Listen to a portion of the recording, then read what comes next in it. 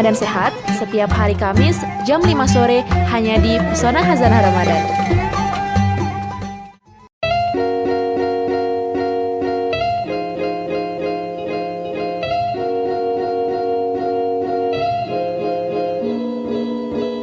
Assalamualaikum, apa kabar semuanya? Masih kuat pesannya hari ini? Tak terasa ya, beberapa hari lagi kita akan lebaran. Dan kebetulan sekarang kita akan membahas bagaimana caranya sehat di hari lebaran dan setelah hari lebaran. Sekarang saya sudah bersama dengan Dr. Nurul. Assalamualaikum dok. Waalaikumsalam. Apa kabar? Alhamdulillah baik. Gimana kesibukannya nih dok?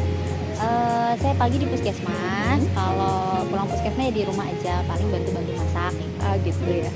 Gimana nih terkait dengan penanganan COVID dari segi tenaga medis? Iya, kebetulan karena saya di puskesmas, jadi lini pertama. Karena kebetulan saya juga tim gerak cepatnya puskesmas. Jadi kalau misalnya ada pasien COVID, apalagi kemarin kebetulan ada yang positif nih di tempat saya, jadi kami yang jemput sampai jam berapa kemarin? Setengah 12 malam. Bahkan kami keluarganya kami antar ke Rusunawa, sama polisi sama tentara, TNI, sama camat. Berarti luar biasa dedikasinya ya dok ya? Iya, tanggung jawabnya memang di sana. Iya. Benar. Insya Allah. Oke, langsung saja kita dok ya. Pertanyaan pertama nih. Nah, karena di Lebaran itu kan banyak makanan-makanan yang kurang sehat mungkin ya dok ya. Iya. Nah, itu makanan apa saja sih yang kita hindari pada saat Lebaran? Makanan yang harus dihindari saat Lebaran itu yang pertama, tahu sendiri ya, kalau Lebaran tuh identik dengan daging-dagingan. Olahan daging tuh banyak sekali.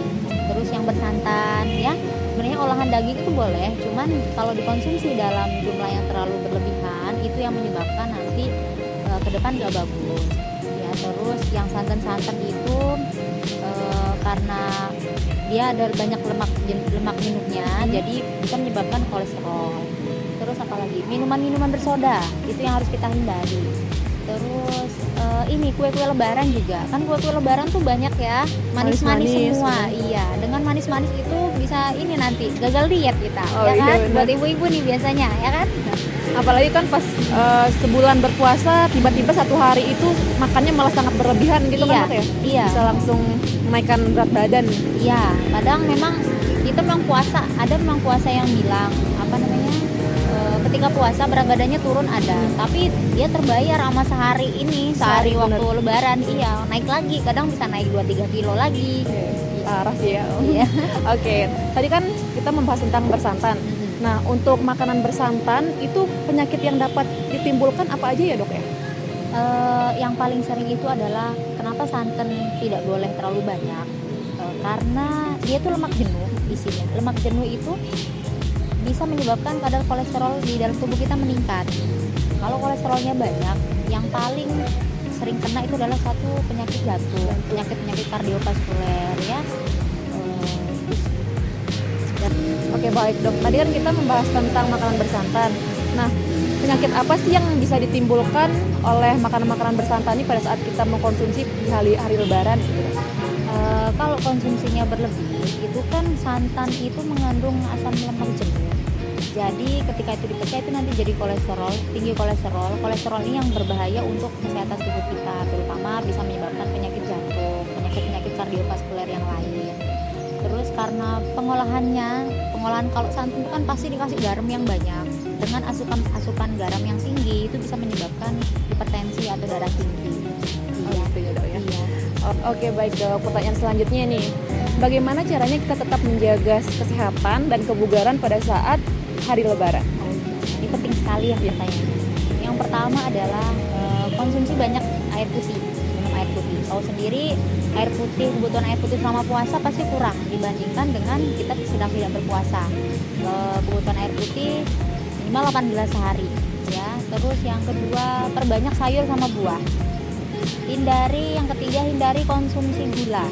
Ya, hindari konsumsi terlalu banyak gula. Apalagi kalau lebaran kan cemilan tuh banyak banget ya. Itu yang harus dihindari, dikurangin aja, harus ditahan-tahan. Terus yang paling penting lagi ini adalah olahraga. Sebenarnya puasa pun kita harus tetap olahraga, apalagi setelah lebaran juga habis silaturahmi tuh kalau bisa sorenya mungkin Jogging gitu. Iya boleh, itu yang bagus sekali. Jadi besoknya lebaran hari kedua kita masih bisa melanjutkan aktivitas kita. Jadi masih bisa untuk makan lah gitu ya, makan yang ini dengan diseimbangi dengan olahraga gitu. Iya, betul. Kalaupun misalnya terpaksa harus makan santan atau makan daging-dagingan, itu harus diimbangi dengan yang makanan yang kayak serat, buah, sayur. Iya. Oh iya. Oke. Kurangi juga makanan-makanan yang bersoda kayak tadi yang saya bilang. Oke, baik dok. Ini kan biasanya nih di hari Lebaran kita biasanya makan itu kayak nggak terkontrol, nggak sabaran, sampai kita lupa mengunyah dengan benar itu seperti apa dok. Nah itu kira-kira ada nggak pengaruhnya mengunyah kita dengan nanti proses pencernaan kita?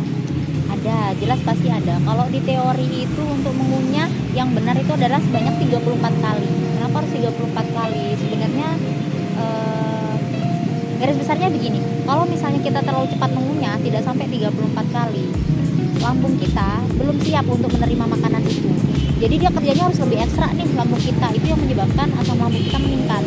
Pada orang-orang yang sakit MA itu tidak bagus. Jadi mengunyah terlalu cepat, tidak makanannya tidak tercerna dengan baik di dalam mulut sebelum masuk ke dalam kerongkongan, ke dalam lambung kita, nanti berpengaruhnya ke sana. Oke dok, kita kan sekarang lagi di masa-masa pandemi gitu kan dok ya. Nah kalau untuk bagaimana sih cara kita berlebaran nih dok? Iya. Di saat pandemi seperti ini. Iya, lebarannya kan spesial ya ini ya. Jadi lebaran tahun ini 2020 di saat musim pandemi corona ini benar-benar spesial. Artinya kita tidak bisa kayak kemarin-kemarin, kayak tahun kemarin silaturahmi ke rumah-rumah keluarga, rumah-rumah tetangga. Tapi tahun ini kita harus di rumah aja. Kalaupun nanti mungkin terpaksa untuk silaturahmi ke orang-orang tertentu, mungkin orang-orang terdekat, itu ada caranya nih. Caranya satu, pakai masker. Yang kedua, tetap untuk tidak bergerombol. Artinya kalaupun kita ke rumah keluarga tetap harus jaga jarak. Mungkin salamannya salam corona aja begini ya. Gitu kalau ya. Kemarin masih bisa cupika-cupiki, kalau sekarang udah nggak bisa. Iya, minimal 1 meter ya. Iya, jaraknya paling tidak 1 meter. Kayak ini ya dok ya. Iya, yang penting kan niatnya ya. Terus di tempat silaturahmi itu sebaiknya disediakan tempat cuci tangan. Cuci tangan pakai sabun atau hand sanitizer boleh ya. Terus pakai masker tadi sudah, jaga jarak, dan itu hindari berkerumun. Oke, berarti yang penting SOP COVID gitu ya? Iya, SOP COVID seperti yang sering disebutkan oleh pemerintah, tetap jaga jarak, terus pakai masker, sering cuci tangan pakai sabun. Berarti setiap orang yang memiliki rumah itu harus menyediakan Kalau memang terpaksa mungkin open house, tapi open house agak tertutup kali ya, nggak usah terlalu banyak orang yang datang, hanya keluarga dekat aja. Iya. Oke. Mau nggak mau kan? Iya. Spesial nih tahun ini begitu. Oke, baik dok, kan dokter kerja di puskesmas nih ya dok ya. Oke. Nah setelah lebaran itu sering nggak menemukan kasus dengan penyakit yang dominan setelah lebaran gitu? Apa aja sih dok? Banyak. Yang paling sering itu adalah kencing manis. Pasien-pasien kencing manis, pasien-pasien DM itu akan banyak sekali yang datang berobat. Kenapa? Karena mungkin selama puasa atau pas lebaran hari H itu makanannya nggak terkontrol. Semua dimakan, pengen cemilan ini, cemilan itu dimakan. Terus yang banyak itu pasien-pasien hipertensi, darah tinggi itu banyak sekali datang. Kadang datang keluarnya cuman nyeri tengkuk aja datang. Ternyata waktu diukur tekanan darahnya itu tinggi. Ternyata waktu lebaran itu kan makannya daging ya, santan, itu yang menyebabkan tensinya jadi naik. Atau yang sering saya temukan pasien-pasien diare. Diare itu banyak banget. Kenapa? Karena perubahan pola kita selama puasa, pola makan, metabolisme tubuh kita berubah. Ketika lebaran badan kita kaget. Dan waktu lebaran kan semua dimakan. Udah nggak ada pantangan makan apapun, semua dimakan. Jadi ketika besoknya lebaran, kadang seringnya lebaran pun itu banyak yang tiba-tiba datang diare, datang UGD dengan diare gitu. Kadang udah sampai dehidrasi, udah lemes banget. Ada yang begitu. Ada lagi apa nggak ada? Udah.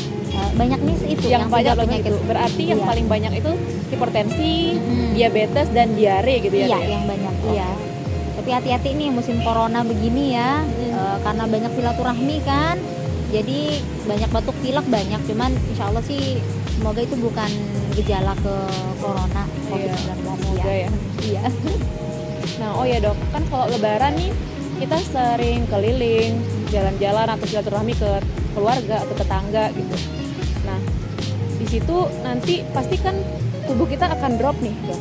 Gimana sih caranya untuk tipsnya supaya tubuh kita tidak drop setelah Lebaran? Satu, diatur dulu pola makannya nih, pola makan pas Lebaran hari H. Misalnya kita kecenderungan untuk silaturahmi pagi, jadi sebelum pergi silaturahmi jangan lupa sarapan dulu. Sarapan ya, mungkin sarapannya ringan-ringan dulu, snack-snack dulu.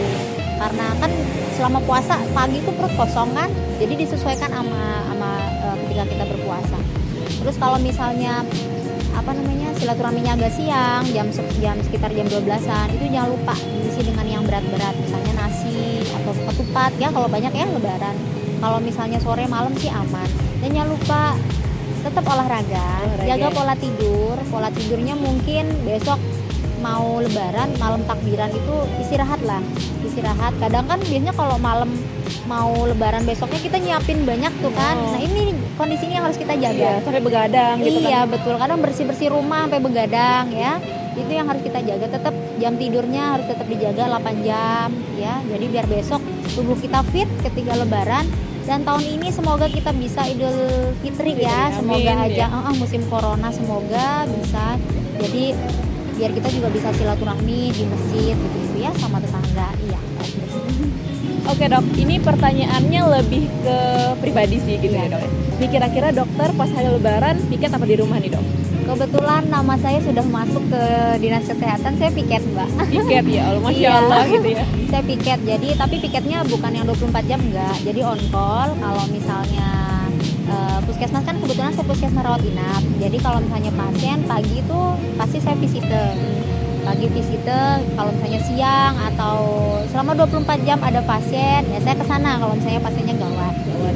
Kalau misalnya sekiranya masih bisa rawat jalan atau tidak gawat, masih bisa by phone, bisa telepon. Iya. Gitu ya. Gitu, Mbak. Tahun lalu Lebarannya juga di puskesmas dok, dapatnya jadwalnya. Hampir setiap tahun saya ke puskesmas, iya.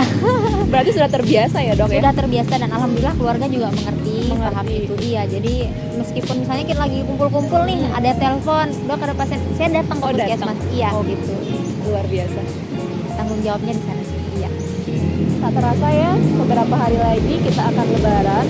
Dan sekarang bakal ada pesan dari Dokter Nurul buat teman-teman di rumah bagaimana caranya melakukan Lebaran yang sehat. Jadi langsung aja yuk kita tanya Dokter Nurul. Dok, gimana nih pesan buat masyarakat di rumah? Iya, untuk teman-teman di rumah semua tetap jaga kesehatan ya.